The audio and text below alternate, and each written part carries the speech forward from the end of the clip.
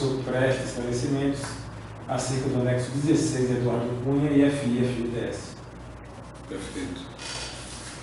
Em abril de 2011, como eu comentei anteriormente, mas só recapitulando, a nossa relação com a FI FGTS começou em 2008, 2009.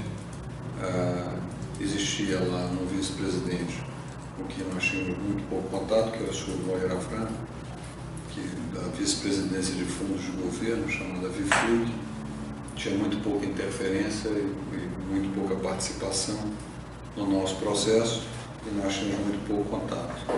Nossa relação começou em 2009, quando eles entraram de sócio da empresa, e os trâmites basicamente ou eram no conselho ou com os técnicos do FI FGTS, sempre trâmites sem qualquer pedido de pagamento de vantagem devida. Se não me engano, março ou abril de 2011, eu tive uma conversa com o deputado Eduardo Cunha no escritório dele do Rio de Janeiro, no escritório político dele do Rio de Janeiro, na Avenida De Paoli. Também aproveitando para, nesse relato, contextualizar, eu sempre entendi que a minha relação com o deputado Eduardo Cunha, pela relação das filhas, da proximidade das filhas, trazia uma relação diferente no sentido da cerimônia, não tanto aquela relação tradicional de um político arrecadador com um empresário brasileiro. Você conhecia porque as filhas ficavam juntas? Eu conhecia porque as filhas são melhores amigas de colégio desde os 10 anos de idade, então eu tinha uma certa relação, um menor carinho pela filha dele, mais do que ele pela minha, então mantínhamos uma relação bastante mais cerimoniosa do que, pelo menos, eu entendia que meus outros colegas da própria Odebrecht ou de outras empresas mantinham com ele. E ele me procurou, não procurou num desses encontros que nós mantínhamos esporadicamente. Ele me disse que claramente estava substituindo o Moreira Franco, estava sendo substituído pelo senhor Fábio Cleto, porque o FI era uma fonte de arrecadação importante para o partido, para o PMDB, e que o senhor Moreira Franco não estava sabendo arrecadar os recursos para o FI FGTS, para o PMDB, a partir das operações da FI FGTS. Eu disse a ele, naquele momento, que eu não entendia que isso acontecia, que o FI FGTS não tinha esse tipo de pedágio, como existia, já se falava naquele momento, e agora a Operação Lava Jato tem desvendado, mas já se falava que existia pedágio em várias outras instituições. Eu disse a ele que no FI não existia isso, eu pelo menos nunca tinha visto isso e nunca tinha acontecido, e que nós não compactuaríamos com esse tipo de pedágio para que as coisas fossem aprovadas. Até porque a estrutura do FI, me lembro de ter explicado a ele, a estrutura do FI era uma estrutura de um poder muito dividido. Você tinha uma vice-presidência que é a que capta e uma que aloca. A estrutura que aloca sempre foi essa técnica, era antes, no último governo do presidente Lula, era um senhor chamado Bolivar Tarragó, e depois passou a ser o senhor Marcos Vasconcelos, técnico da Universidade de Maringá, no Paraná. Sempre foi uma vice-presidência muito técnica, e a de fundos de governos é que capta os recursos. Então, uma capta e a outra aloca, né? E ela era dividida por isso. E eu disse a ele, olha, você está com quem capta. Eu não sei que poder você vai ter para fazer isso, e não conte com a gente para fazer isso. Mas, nitidamente, não no meu caso.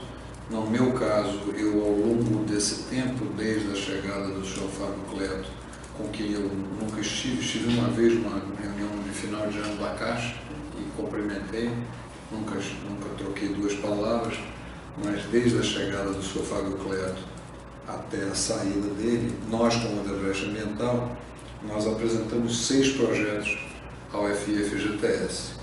2 projetos de capitalização, um deles na compra da empresa Saneatins, onde o FI botou 90 milhões e é uma participação que hoje vale próximo a 400 milhões.